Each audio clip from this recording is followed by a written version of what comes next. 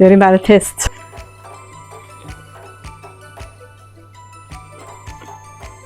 بول خدایا. سلام علیکم، روزتون بخیر باشه. میخوام یه کتلت مرغ درست کنم بریم با هم دیگه.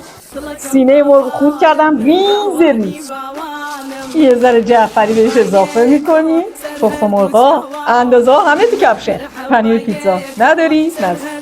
سس مایونز نداشتم. سس ماسته. تو داری؟ بریز. ادویه های طعم دهنده.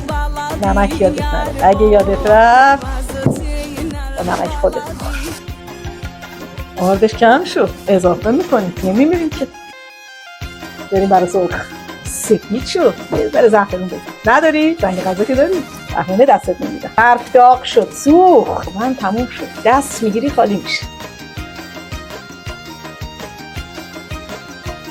بول خدایا.